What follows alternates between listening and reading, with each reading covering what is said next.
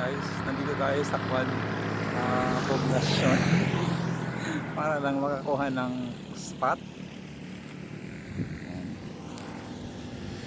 Yung mga nagsisili parang mga